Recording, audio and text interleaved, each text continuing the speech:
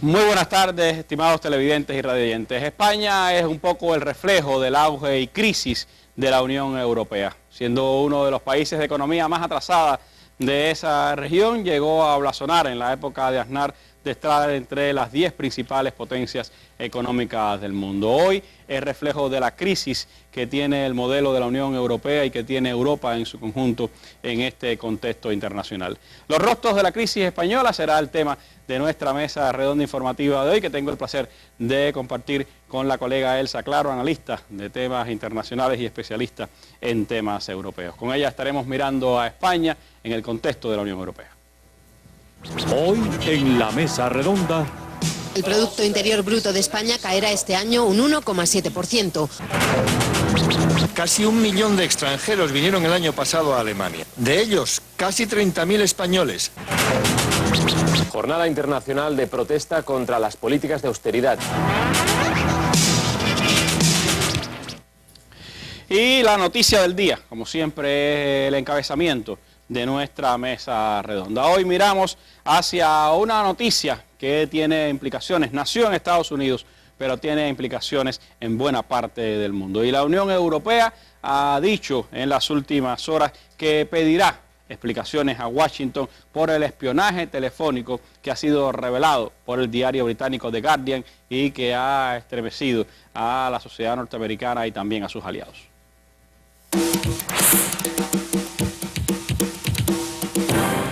La Unión Europea pedirá explicaciones a Estados Unidos por el posible espionaje a europeos a través de Internet. En una sesión convocada con carácter de urgencia, los 27 han criticado el programa secreto de recogida de información del gobierno estadounidense porque podría poner en peligro la privacidad y la protección de datos de los europeos. Bruselas también está preocupada por cómo puede afectar este caso al acuerdo de libre comercio que la Unión Europea y Estados Unidos están a punto de cerrar. Mientras tanto, las informaciones están señalando que a la par de estas revelaciones y de todo el escándalo que se ha armado alrededor de este asunto, pues el Congreso y las autoridades de Estados Unidos están preparando cargos federales contra Edward Snowden, un excontratista del gobierno de los Estados Unidos, que fue quien dio a conocer estos programas ilegales de vigilancia policial secreta de la Agencia de Seguridad Nacional, según han informado hoy los medios. Las agencias noticiosas y los periódicos norteamericanos están señalando que el presidente de la Cámara de Representantes, el republicano de Ohio, John Boehner, calificó a Snowden, de 29 años de edad, como un traidor que ha puesto en peligro al país con sus revelaciones de documentos clasificados. Esto se viene a sumar a la persecución que Estados Unidos ha desarrollado contra Julian Assange, el dueño de Wikileaks, el jefe principal de Wikileaks, quien reveló pues los documentos que le había entregado Bradley Manning en la misma semana en que ha comenzado también el Consejo de Guerra contra Bradley Manning. Según la cadena de televisión CBS, pues funcionarios norteamericanos a quienes no identificó señalaron que el Departamento de Justicia está preparando cargos contra Snowden, quien ha declarado que él le dio a la prensa los documentos sobre los programas de la Agencia de Seguridad Nacional de los Estados Unidos. Snowden se dice que es un ex empleado de la Agencia Central de Inteligencia que estaba en Hong Kong, pero que las últimas informaciones señalan que ha salido del hotel de Hong Kong donde estaba y su paradero al parecer se desconoce. Son las últimas informaciones que se está recibiendo sobre este tema que se ha convertido en noticia del día portada de nuestra mesa redonda de hoy.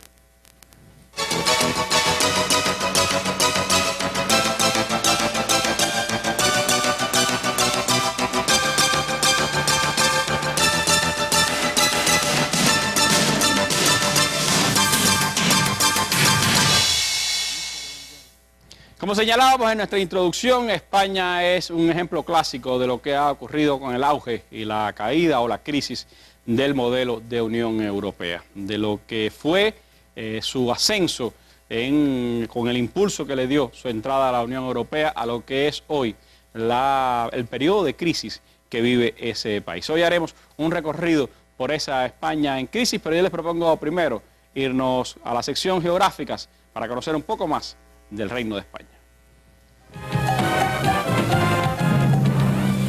Reconocida mundialmente por realizar diversos espectáculos taurinos, tales como encierros o corridas de toros, España es un país situado al suroeste de Europa en la península ibérica. Comparte este territorio peninsular con Portugal, ocupando un 80% del mismo. La nación está conformada además por las Islas Baleares en el mar Mediterráneo, las Islas Canarias en el Océano Atlántico y al norte de África cuenta con las ciudades de Ceuta y Melilla. El territorio limita con Francia y con el Principado de Andorra al norte, con Portugal al oeste y con el territorio británico de Gibraltar al sur. Tiene una extensión de cerca de 505.000 kilómetros cuadrados, siendo el cuarto país más extenso del continente europeo. Con capital en Madrid, el Reino de España cuenta con una población que supera los 47 millones de habitantes y su lengua oficial es el español, aunque se hablan otros idiomas como el catalán, el gallego y el euskera. Administrativamente es una nación organizada en 17 comunidades autónomas y 2 ciudades de igual categoría. El sistema de gobierno está basado en una monarquía parlamentaria, con un monarca hereditario que ejerce como jefe de Estado, el rey de España, y un parlamento bicameral cuyo jefe de gobierno es Mariano Rajoy.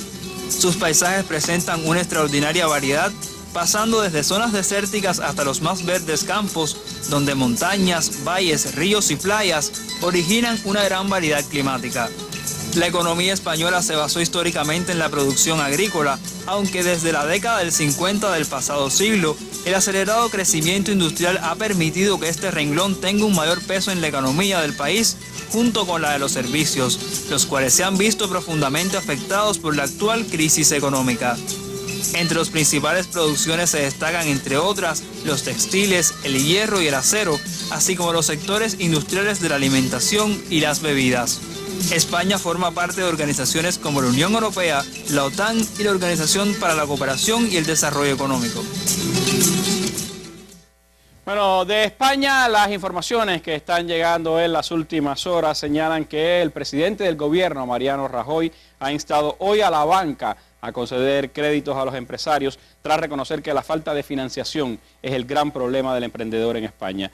Rajoy se pronunció así tras presentar una futura ley de apoyo a los emprendedores que será efectiva siempre y cuando estos reciban créditos de los bancos para los proyectos. La ley dice que incluye incentivos fiscales para los socios de empresas de nueva creación, oportunidades para reflotar negocios y menos burocracia, dice, para la administración a la hora de poner en marcha una empresa y también para favorecer la llegada de inversión a España procedente del extranjero. El gobierno facilitará el permiso de residencia a los extranjeros que realicen inversiones inmobiliarias superiores al $500,000 de euros. Es la noticia que está llegando de España en el ámbito económico, una economía que ha sido recientemente radiografiada por la Organización de la Cooperación y el Desarrollo Económico y así lo han reflejado en las últimas jornadas la televisora de España. La OCDE estima que el Producto Interior Bruto de España caerá este año un 1,7%, por eso aconseja estimular el crecimiento. Sus previsiones son más pesimistas que las del Gobierno. El año que viene, según sus cálculos, España saldrá de la recesión con un crecimiento de casi medio punto porcentual. El paro llegará este año hasta el 27,3% y el que viene, en contra de lo que dice el Gobierno, seguirá creciendo y alcanzará el 28% de la población activa. La OCDE aconseja ir más allá en la reforma laboral. Otra prioridad para España sería, a su juicio, cumplir con el objetivo de déficit para mantener la credibilidad. Según los cálculos de la OCDE, el desequilibrio de las cuentas públicas rozará el 7% este año. El Gobierno prevé el 6,3% y se reducirá hasta el 6,4% en 2014, mientras el Ejecutivo se marca el 5,5%. Estos esfuerzos, estos sacrificios no serán en vano. Seguid así, casi lo habéis conseguido. Habéis invertido mucho en consolidación fiscal y en reformas. El organismo calcula que la deuda pública española alcanzará el 97% del Producto Interior Bruto en 2014. Entre los datos positivos para España destaca que ha ganado competitividad y que su saldo exterior es positivo. La OCDE es también pesimista con la zona euro, que seguirá en recesión, dice, hasta 2014. Y sugiere al Banco Central Europeo que tome otras medidas, además de bajar los tipos de interés. Bueno, así lo está reflejando la OCDE, la situación económica de España. Sin embargo, hay discursos optimistas en las últimas jornadas por parte del presidente del gobierno y otros voceros del gobierno español. Elsa, ¿cómo catalogar en este momento la situación de la economía española y la repercusión que tiene para la crisis que está viviendo la Unión Europea? En mi opinión, esos discursos aparentemente optimistas son absolutamente falsos, son parte de toda una cobertura de índole mediática que se ha venido empleando a lo largo de estos últimos años, desde que comenzó la crisis europea hasta este momento. O sea, se ha estado ocultando la realidad. Y por dejar de ocultar, bueno, se viene ocultando que desde la etapa de Aznar estaba el problema ya caminando. A pesar de que ahora Aznar ha aparecido recientemente como el hipotético, como una especie de salvador de la situación, diciendo, recomendando qué cosa hacer, que no es más que lo mismo que se viene haciendo, pero peor todavía, o sea, bajar más todavía los impuestos a las grandes fortunas, apoyar, por ejemplo, cosas tan impopulares como la ley de educación, entre otras cuestiones. Pero se plantea por parte de la prensa más progresista española y de otras áreas de Europa, se plantea que nada de esto es nuevo, que todo esto se sabía, que era una bomba de relojería, en esos términos lo plantean, que iba a estallar en cualquier momento desde la etapa de Aznar. Esto no ocurrió de hoy para mañana. No obstante, valga recordar que cuando poco antes de dejar el poder Zapatero, o sea, poco antes de que ganara las elecciones Rajoy, en realidad España no se encontraba en tan malas condiciones como hoy día. El problema ha sido progresivo, y ha sido progresivo a partir de que la deuda privada, que era la grande, la dura, la extensa, la profunda, la contraída, con bancos privados, sobre todo alemanes o franceses, esa deuda privada fue absorbida, fue tomada por el gobierno como propia.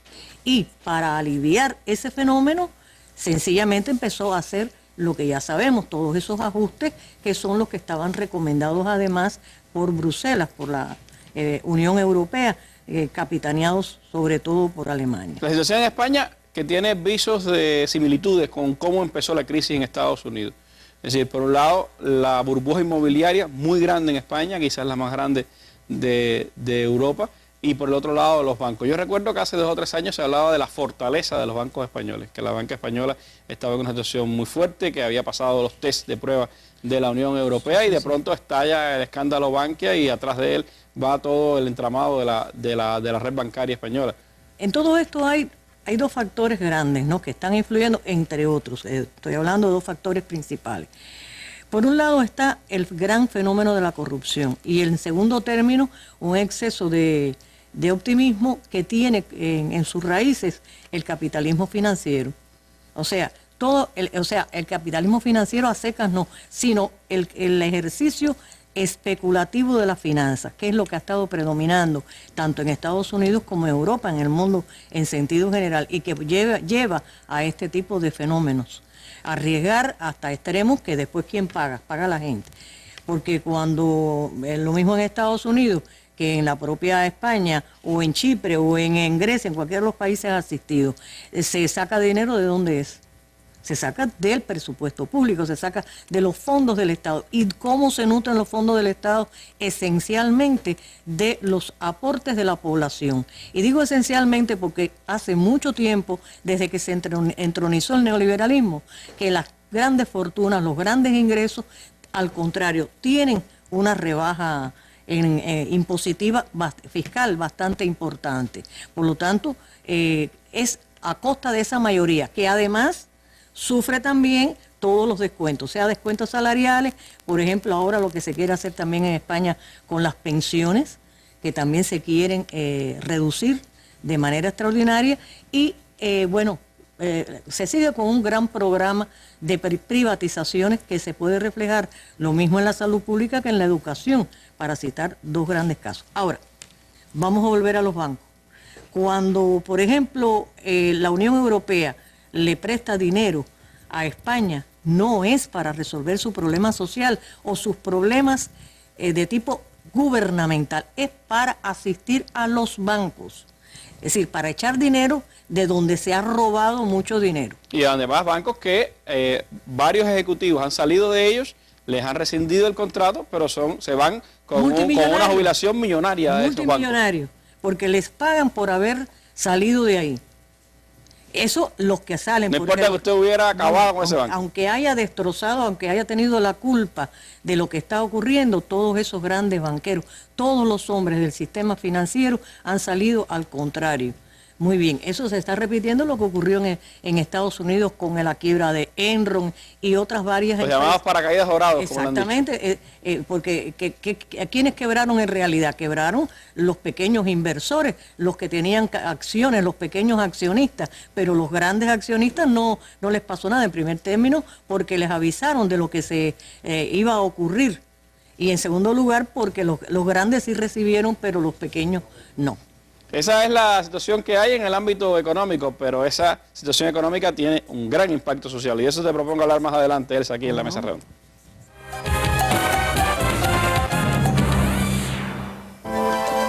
Este miércoles en la Mesa Redonda, las donaciones de sangre, su valor en vidas.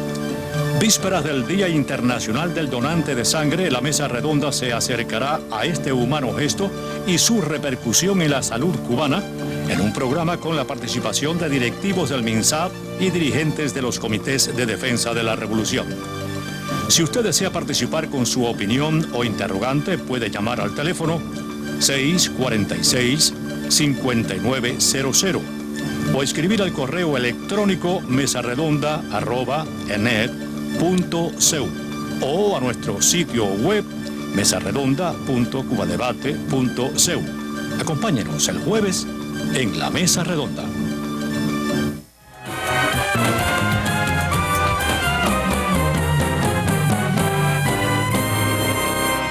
Y entre las muchas noticias ilustrativas que llegan desde España, cómo la crisis está impactando en la vida cotidiana de los españoles, hay una que me parece interesante, esta del pasado 28 de mayo, que señala que la crisis económica en España se ha vuelto tan aguda que hasta las herencias son rechazadas, ya que los testamentos ahora traen más deudas que patrimonios. Dice esta noticia que las renuncias han subido más de 110% desde el 2007 en el país europeo, porque muchos tienen más deudas que patrimonio y otros no pueden pagar los impuestos de sucesión de esas herencias. Dice que en España los motivos para rechazar las herencias que le dejan es que la herencia ahogaría a sus beneficiarios en obligaciones, sobre todo con los bancos, y que las víctimas de la emergencia económica pues previenen que una aceptación sin condiciones de la herencia implicaría la aceptación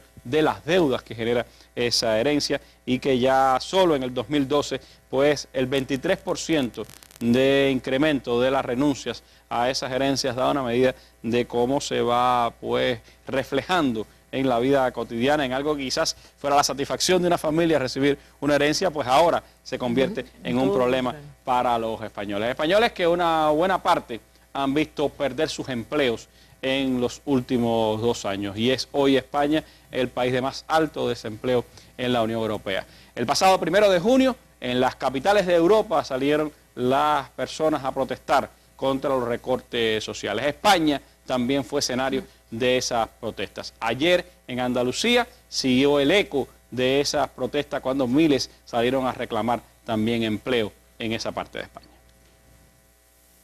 Jornada Internacional de Protesta contra las políticas de austeridad. Esta tarde se han celebrado manifestaciones en un centenar de ciudades europeas bajo el lema Pueblos Unidos contra la Troika.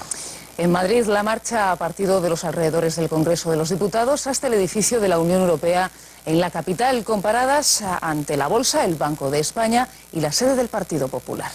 El mensaje que hay que trasladar es que la Troika no va a imponer aquí sus políticas agresivas como las viene imponiendo desde que empezamos con esta inmensa estafa a los ciudadanos y ciudadanas, y desde luego no sin respuesta de la inmensa mayoría de los ciudadanos. En Andalucía han arrancado hoy 3 marchas para pedir un plan de emergencia por el empleo. Han salido de Puerto Real, Antequera y Córdoba. Los sindicatos denuncian que en Andalucía hay 1,5 millones de parados y que la mitad no cobra ya ningún subsidio ni ayuda. Bueno, el tema del empleo es el más ilustrativo de la tragedia social que implica la crisis económica en España. Y dentro de ese desempleo, los jóvenes tienen una mirada particular. ¿Qué elementos nos pudieras aportar en el análisis sobre cómo ha impactado eso en la vida de los españoles? Bueno, es terrible, sencillamente. En primer término, España sigue teniendo el porcentaje más alto de paro laboral de toda Europa, está en el 27%. Se dice que el año que viene puede llegar al 28% incluso. Sí, ampliamente, ya por el camino que va. Y en el caso de los jóvenes pasa como en casi el resto de Europa, que el más de la mitad de los jóvenes menores de 30 años están sin trabajo. Pero cuando hablamos de esto estamos hablando de trabajo que no tienen trabajo de largo tiempo. No es que ayer accedieron a la vida laboral y no encuentran trabajo. Pero ahora, el problema no es solamente el desempleo tan alto que hay, que eso es terrible, porque en un mismo hogar puede estar todo el mundo sin trabajo. El problema radica en que en primer término se eliminaron o se redujeron las ayudas al paro que se habían establecido en la etapa de Zapatero. Y sobre todo porque antes en Europa un desempleado podía ser un ciudadano casi de buena fortuna en un país del tercer mundo, porque recibían subsidios, subsidios que prácticamente uno decía, bueno, ¿para qué necesitan el empleo? Pero todo eso se acabó. Eso era en la etapa del estado de bienestar general, pero ahora estamos en la etapa neoliberal.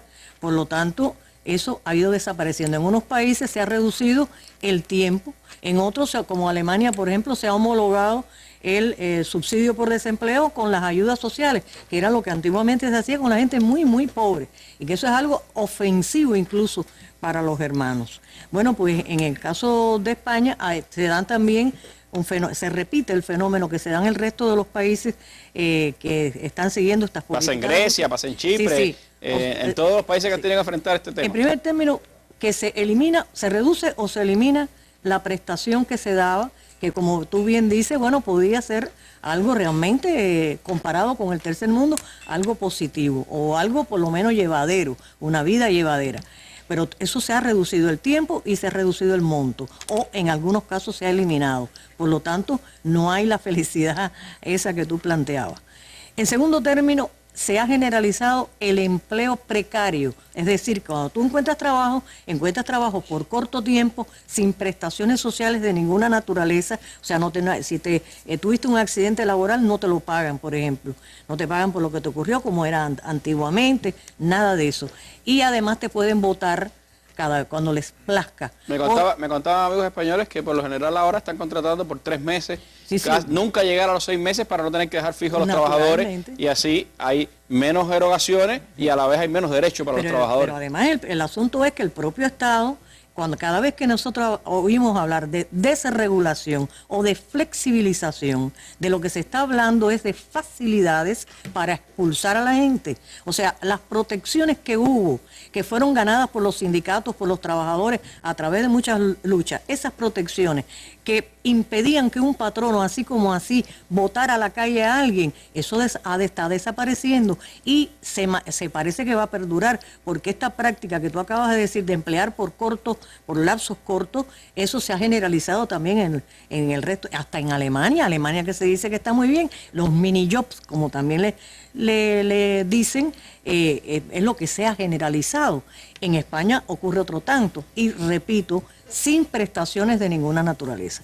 En el caso de los jóvenes es todavía peor, porque en primer término hay una cantidad mayor de personas que no tienen trabajo. Algunos ni siquiera han podido tener su primer trabajo, y mucho menos un trabajo fijo. Y ahora se les está echando encima también el problema de la posibilidad de ser pensionado. ¿Por qué? Porque estos trabajos de corta duración, estos contratos temporales, no acumulan para jubilarse. Por lo tanto, la persona que está... Ni para vacaciones tampoco. Por supuesto que tampoco. Ya te digo que ni siquiera para accidente laboral. Por lo tanto, fíjate tú cómo ha ido degenerando, y todavía se piensan aumentar más esas desregulaciones, esas llamadas flexibilizaciones, favorecer más todavía al mundo patronal en detrimento de los trabajadores. Una situación que ha golpeado sobre todo, como señalabas, a los jóvenes. y ha aumentado. España, que se convirtió en receptora de migrantes durante las últimas décadas, que ha sido además uno de los espacios donde muchos latinoamericanos, especialmente ecuatorianos y otros países, han ido a buscar mejor fortuna, pues ahora se ha convertido España en emisora de migrantes. Y eso ha pasado. Argentina, por ejemplo, está recibiendo una buena cantidad de migrantes españoles, Alemania. Brasil y Alemania, donde se señalaba que en los últimos tiempos 30.000 españoles han estado emigrando hacia Alemania buscando un mejor futuro. Así lo refleja este material. Preocupados por sus bajas tasas de natalidad, los alemanes se preguntan ¿quién va a pagar nuestras pensiones? La respuesta puede estar en las frías estadísticas como la de hoy. Casi 1 millón de extranjeros vinieron el año pasado a Alemania. Para quedarse, ¿se entiende? De ellos, casi 30.000 españoles. Son 9.240 españoles más que en 2011, un 45% más. Otros países europeos en crisis presentan un panorama parecido. 34.000 griegos, un 44% más. 42.000 italianos, un 40% más. 12.000 portugueses, un 44% más.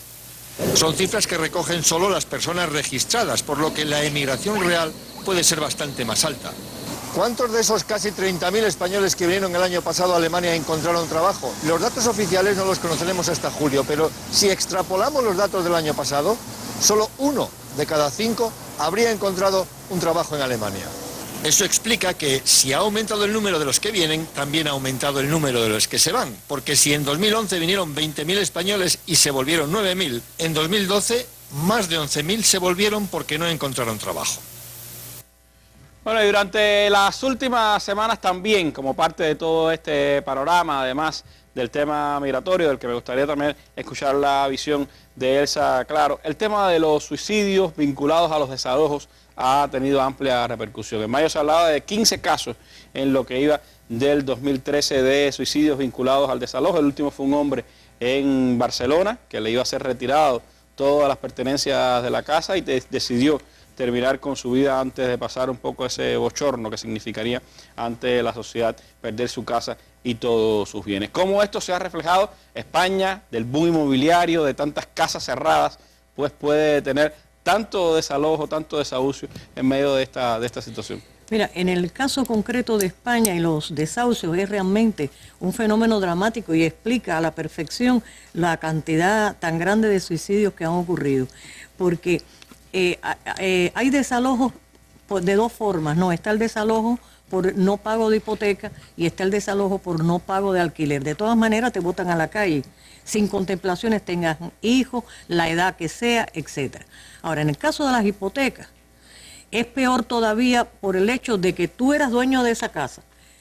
Por X motivo pediste un préstamo a un banco y diste en garantía la propiedad de tu casa. Viene todo este problema de la crisis, o te otorgaron un préstamo de los llamados préstamos sin base, ¿no? Y no puedes después pagarlo. Bueno, te botan, pero si la entrega de la casa no amortigua lo que tú debes. Es una cosa absurda, porque si tú diste como garantía tu casa y no puedes pagar aquella deuda, aquel préstamo que te hicieron, lo lógico es que se salde la deuda con ese bien inmueble. Bueno, pues no es así. Quiere decir que te quitan la casa y al mismo tiempo tienes que seguir pagando. Sí, que en muchos casos las casas han perdido el valor que tenían cuando, por supuesto, cuando la hipotecaron. Entre otras cuestiones, pero es que es doblemente injusto, ¿no? Entonces la cantidad de suicidios que ha ocurrido llevó a que el Tribunal Europeo de Luxemburgo analizara el asunto y dijo que esa ley española es ilegal, va contra los principios, contra la legislación general de protección al consumidor que existe en el resto de Europa. Y por lo tanto, a Rajoy no le ha quedado otro remedio que parar un poco, es decir, parar no quiere decir que no sigan desalojando, sino dijo que iba a revisarse la ley. Sí, pues, se armó un gran debate a partir de esta decisión, claro, de esta visión europea en el seno del Congreso español, pero es que solo el año pasado oficialmente los jueces decretaron, la justicia decretó 44.000 desalojos en España. Exactamente. También, aparte de lo decretado por el Tribunal Europeo de Luxemburgo, ha habido movimientos internos dentro de España, grupos que se han ido organizando, que le ofrecen resistencia a la policía cuando viene los propios grupos formados alrededor del 15M han estado enfrentando esos desalojos. Muchos son de los indignados. Y otros personas que sencillamente por simple solidaridad humana se han atravesado. Desde luego no pueden hacer más que eso. Y al final de la historia la persona, la familia aquella es desahuciada. Y ahora en este momento están en ese stand-by para ver cómo. No creo que se elimine completamente la ley. La transformarán de alguna forma, pero también siempre en beneficio de los dueños. Es que ahí la propia cadena SER decía que no se sabe cuántos desalojos hay en España, que la situación ha llegado a tales extremos que entre la justicia, los bancos, las propias hipotecas perversas estas que se han ido dando a lo largo de los últimos años en los bancos españoles, pues han creado tal red de dramas personales de este tipo que ni siquiera se sabe ya. Las estadísticas esta de 44.000 es la que dice la justicia, sí, pero no se sabe en la vida real cuántos hay. Eso de 40.000, más de 40.000, es solamente en el 2012, el año pasado. Ahí no están contabilizadas y los desahucios están ocurriendo desde antes, desde el 2008, están ocurriendo los desahucios y en este año que está transcurriendo, que estamos ya en el 6º mes, también ha habido desahucios, por lo tanto, no podemos guiarnos por esas cifras efectivamente. Hay muchas situaciones estas que como terminan, como se señalaba en el tema del suicidio, que también es una tragedia y que va muy vinculado al tema de la sanidad, Elsa, que la sanidad y la educación creo que son dos reflejos también de esta crisis que está viviendo España. Te propongo hacer un breve alto en la mesa redonda y hablar después sobre este tema. Sí, cómo no.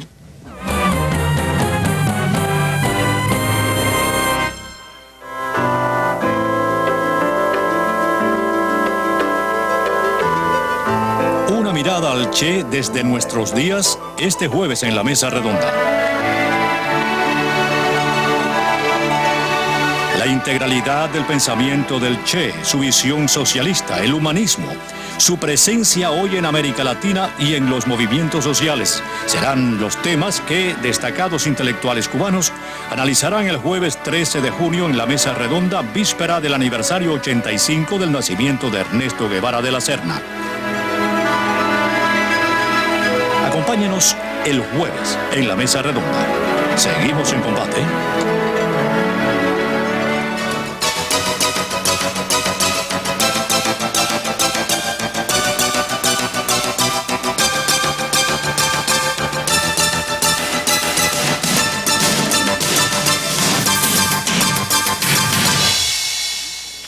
Bueno, entre las muchas noticias también que llegan, hay algunas que tienen que ver de la manera en que se está criminalizando y politizando estas protestas contra los desalojos.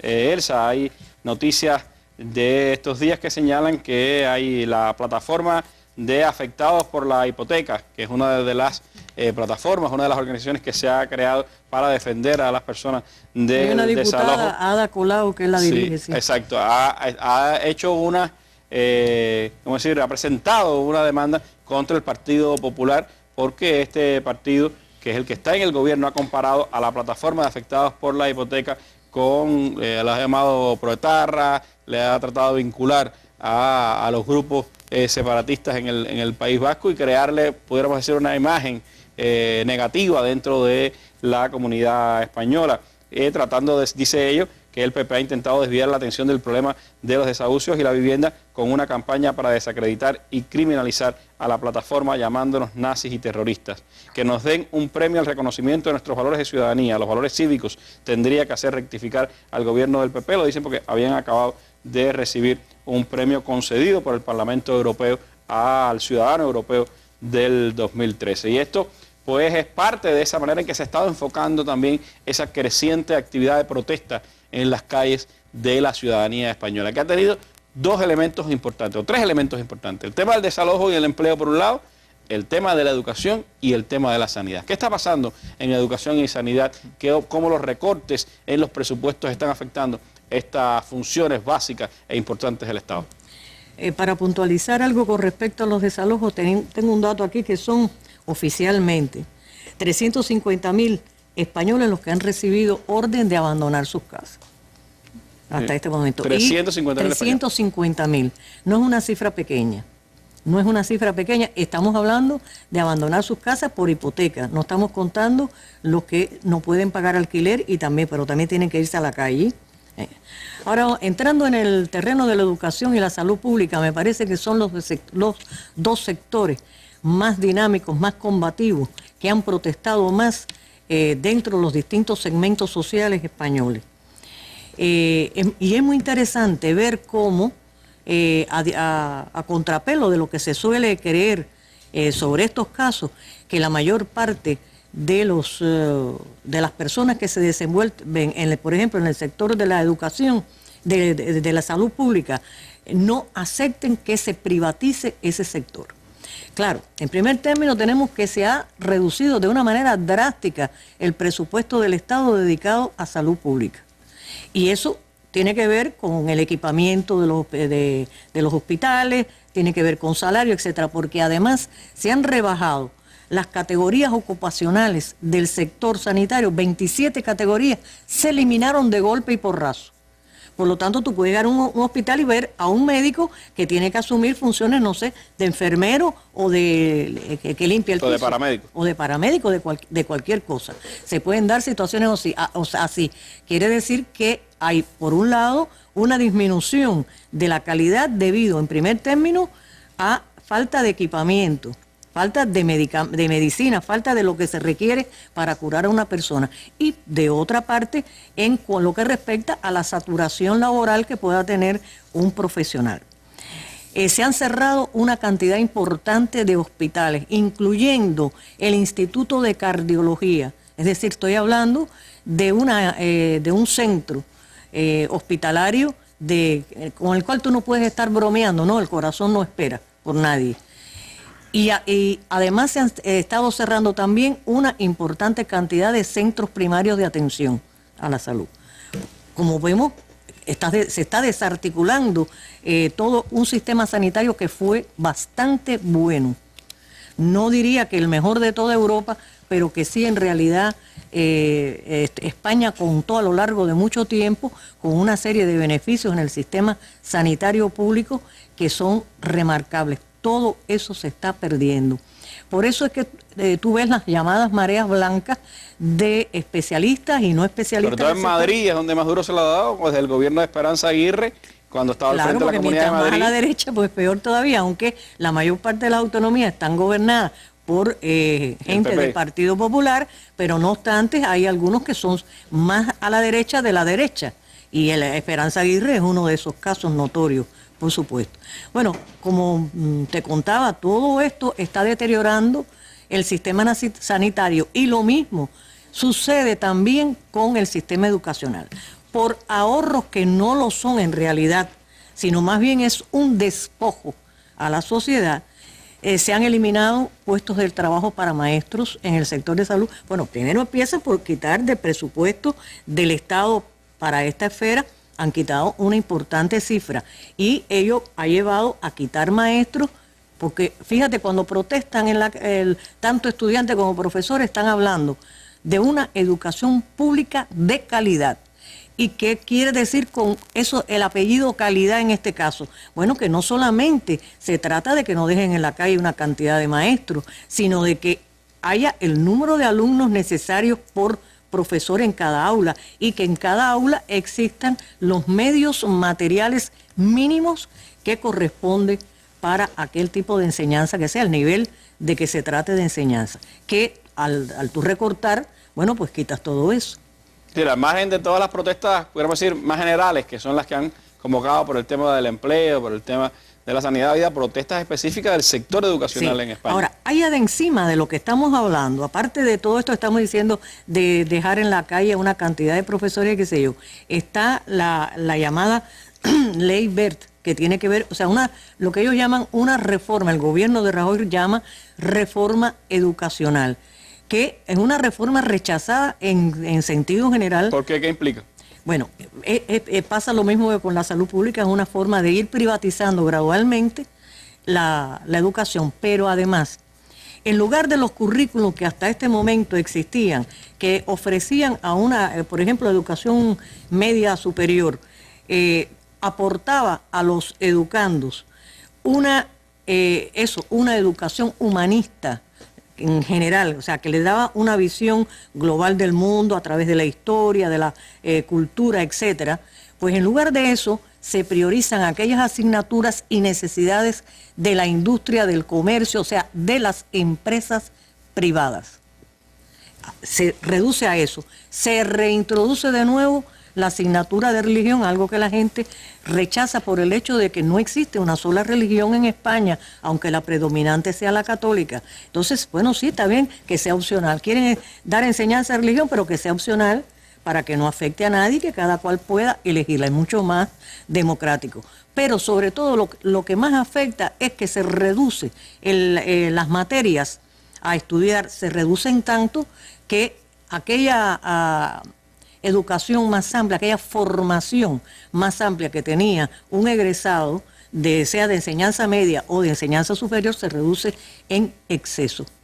Y la tendencia es a que en la medida se hace más competitiva tanto el ingreso, hay que pasar por 2 tipos de exámenes para llegar a, por ejemplo, a una carrera universitaria, cosa que no se puede permitir tampoco, el ingreso ese no se lo pueden permitir las capas más bajas de la sociedad. Por lo tanto, se va haciendo más elitista de lo que ya es la enseñanza de carácter universitario, pero en sentido general afecta a los otros niveles de enseñanza también.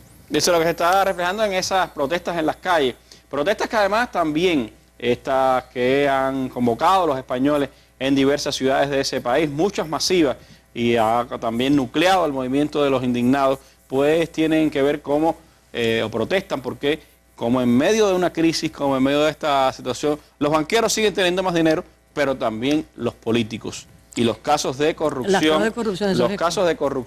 se han hecho sonados en España en los últimos meses, en las últimas semanas, y un simple repaso a las televisoras españolas nos puede dar la medida de cuántos casos hay ahora mismo en la justicia. El juez del Supremo pide al Congreso que tramite el suplicatorio contra el exministro y diputado socialista José Blanco. El magistrado propone juzgarle por un delito de tráfico de influencias que está penado con hasta 2 años de cárcel. En su auto dice textualmente que la intervención de Blanco fue determinante para que el Ayuntamiento de Sant Boi, en Barcelona, cambiara su actitud para conceder a este empresario de Lugo, José Antonio Orozco, una licencia ambiental para construir una nave industrial. El juez menciona conversaciones que están en la causa y en las que Orozco hace mención a la intermediación de Blanco. En el Congreso de los Diputados, el PSOE ha exigido al PP explicaciones por una información del periódico digital Infolibre que asegura que el Partido Popular pagó más de $500.000 euros a Miguel Blesa entre 1999 y 2006 cuando era presidente de Caja Madrid. El juez Ruz investiga la veracidad de los papeles de Bárcenas con la supuesta contabilidad B del Partido Popular y para eso va a interrogar a miembros del PP que han reconocido como ciertos algunos de los pagos que figuran en esos papeles. Arrancan esos interrogatorios con el testimonio del diputado del Partido Popular, Eugenio Nassarre. El juez le va a preguntar por varios pagos, en total 70.000 euros que recibió del partido y que según el propio Nassarre coinciden en fechas y en cantidades con lo que aparece en los papeles de Bárcenas. Después, el juez Ruz y toda la comitiva de abogados y el fiscal se trasladarán hasta el Senado para interrogar allí a su presidente. Pío García Escudero ha reconocido que recibió del Partido Popular un préstamo de 30.000 euros para arreglar su casa. El yerno del expresidente José María Aznar, Alejandro Agag, ha reconocido que, como cuenta hoy El País, el supuesto cabecilla de la trama Gürtel, Francisco Correa, le pagó la iluminación de la fiesta de su boda con Ana Aznar. En un comunicado, Alejandro Agag añade que entonces Correa no estaba imputado en ninguna causa ni él era cargo público. Preguntada por este asunto, la alcaldesa de Madrid y la madre de la novia, Ana Botella, ha negado que a cambio del regalo Correa recibiera algún tipo de contraprestación. Bueno, de alguna manera Aznar sale siempre, casi siempre en estos entramados, porque por un lado está esto que implica a su familia, por el otro el hecho de que Miguel Blesa, este ex delegado de Caja Madrid, expresidente de Caja Madrid, era un hombre fuerte, muy vinculado a Aznar, íntimo amigo de José María Aznar, y ahora ha entrado a la cárcel por... Y amigo de Rajoy también. Exacto, por una mala gestión y apropiación indebida. Se está dando mucho este este tema de la corrupción de los políticos y que viene no de ahora de la crisis, viene de antes, Elsa. Mira, en el caso de Blesa, originalmente le permitieron salir, le dio más de 1 millón de euros para salir bajo fianza, pero después la fiscalía exigió de nuevo que fuera a la cárcel y con toda la fianza que había dado tuvo que regresar a la cárcel pese a esas amistades. Bueno, aquí yo creo que como matriz, digamos, de los fenómenos de corrupción que están saliendo a la luz ahora en España, habría que situar el caso Gürtel. El caso Gürtel se remonta a tiempos de Aznar. Tanto es así que, por ejemplo, debemos recordar la famosa boda de la hija de Aznar, que parecía la boda de una reina, o algo por el estilo. Ya ahora se sabe, está comprobado, eso toda la prensa española lo ha ventilado de manera vergonzosa, que había una cantidad de empresas y individuos vinculados al caso Gürtel pagaron virtualmente esa boda tan ostentosa que tuvo la hija de Aznar. La esencia del caso Gürtel era de pagos que se le hacían a los políticos principales del PP, incluyendo José María Aznar y a Rajoy. A eso voy. Gürtel es una palabra alemana que quiere decir, traducido al español, es correa, y como el personaje, el testaferro del Partido Popular que manejaba esta situación era el mismo apellido Correa, por eso es que se tomó ese nombre.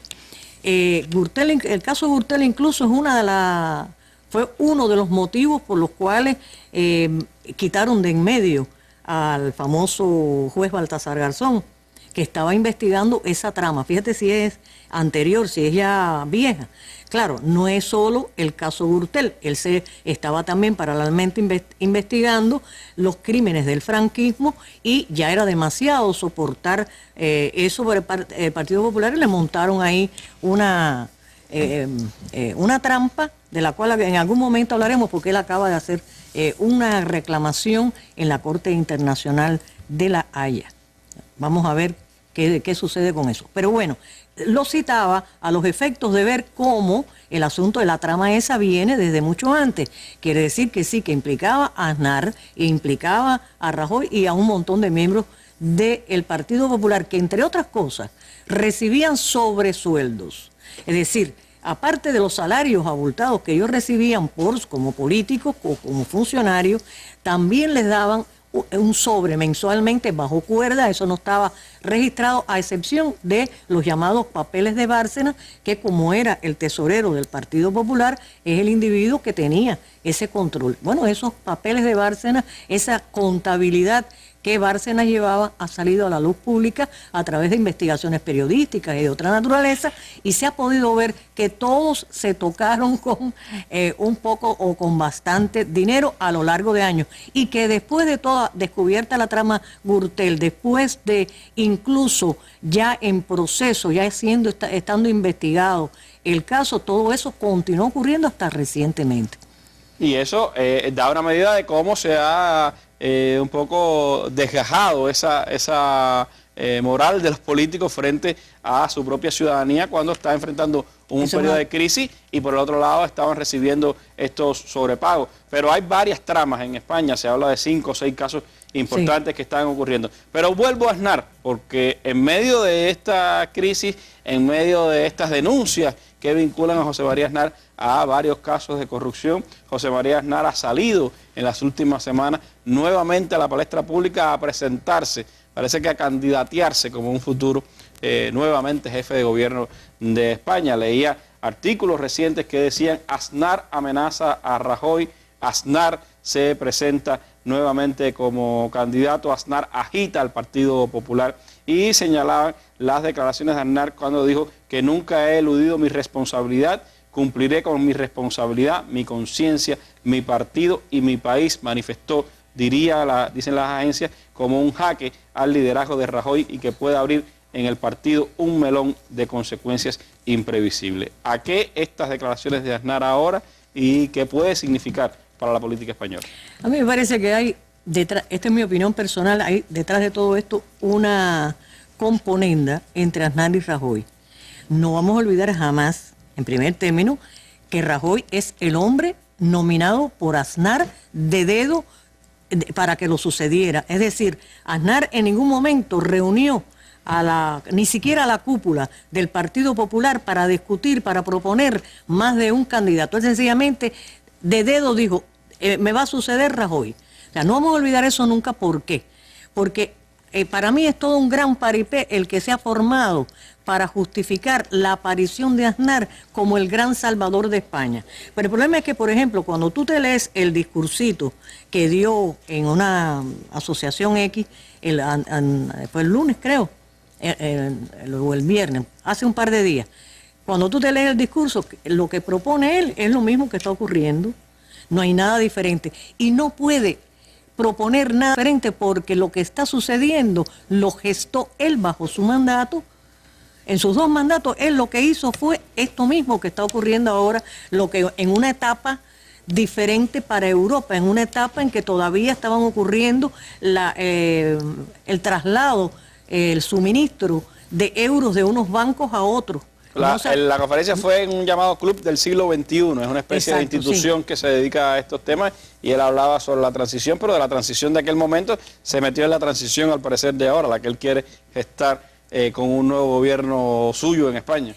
Esto pudiera ocurrir entre las probabilidades, y estoy especulando por supuesto, entre las probabilidades pudiera ser no solamente calzar las cuestiones principales más debatidas por la sociedad, como estas que hablábamos hace un rato, referidas a la educación y a la salud pública o a la fiscalidad del país. Esos temas que son los que la gente está llevando a la calle y lo que la gente no soporta, porque como tú decías, ve por un lado cómo la corrupción, cómo los que están arriba se benefician, y a escala de sociedad se le priva hasta de lo más elemental y llevan a la gente a la desesperación, al suicidio inclusive. Entonces, ¿por qué yo hablo de montaje? Porque él inicialmente aparece como criticando a Rajoy, pero en la concreta su discurso es exactamente los mismos tópicos que está poniendo que pudiera haber detrás una intención de aparecer como salvador, como decía antes, de manera tal de que si se diera, que eso se ha hablado mucho, la posibilidad de que este gobierno no termine su periplo, que no termine el mandato Rajoy, debido a las circunstancias, a que haya un estallido de índole social, aunque le están haciendo bien poco caso a las manifestaciones en la calle, en lo mismo en España que en el resto de Europa. Pero bueno, vamos a poner que se le vea en la situación demasiado peliaguda, bueno, pudiera aparecer entonces como una alternativa. Sí, sus críticas en ese contexto fueron al gobierno de Rajoy, y dijo que el gobierno de Zapatero era el que había roto los equilibrios, había roto los consensos, y era el que había llevado a España a una situación de crisis y de ruptura. Eso ha sido una tónica que mantenían antes cuando estaban en la oposición y después cuando estuvieron en el gobierno, y después de nuevo, que es echarle la culpa de todo al PSOE. Y Aznar aparecerá como el gran salvador, el que llevó a España a ser una de las grandes economías, a sentarse junto a Bush para decidir la guerra de Irak, y después ahora vuelve a ser el salvador para España. Ahora en este discurso él habla otra vez de la reproyección de España otra vez, en primer término recordando lo que él hizo con respecto a esto que tú acabas de decir, la famosa foto de los Azores, la invasión a Irak. Esa es la gran aspiración de Aznar, retomar ese carácter de potencia que supuestamente quiso darle a España, pero la propia crisis está mostrando la fragilidad de aquel modelo, que él fue el que con más fuerza introdujo estas políticas neoliberales que hoy se aplican en España, que tuvieron un momento culminante, un momento de acendrado durante el gobierno de José María Aznar. Lo cierto es que España, como decíamos, es un reflejo de esa crisis. Igual pudiéramos hablar de Italia, de Grecia, de Portugal, de Chipre, de varios de los países europeos que han visto cómo sus economías se han contraído y cómo la situación social se ha debilitado. Una situación que pudiéramos analizar en otro momento hablando de otros de estos ejemplos, pero que nos permiten ilustrar cómo la crisis está teniendo un impacto concreto en la vida de los europeos y cómo las soluciones políticas cada vez parecen más lejanas a los reclamos que tienen los pueblos. Quiero agradecerle a Elsa por haberme acompañado esta noche aquí en nuestra mesa redonda, decirles que en nuestra emisión internacional de Telesur a las 10:30 tendrán una visión sobre la situación actual de Venezuela con nuestro colega Raúl Garcés, y mañana estaremos de nuevo aquí en nuestro programa para hablar de grandes temas de Cuba y del mundo. Mañana estaremos con las donaciones de sangre, cosas interesantes me parece que les podemos contar mañana aquí en nuestro programa. Me despido con las imágenes del día que tienen que ver con el 5º lanzamiento de una nave tripulada en la historia de China que ha ocurrido en las últimas horas. La nave Shenzhou 10 que ya está en el espacio y que reafirma, pues confirma a China como una de las potencias espaciales del momento. Muy buenas noches.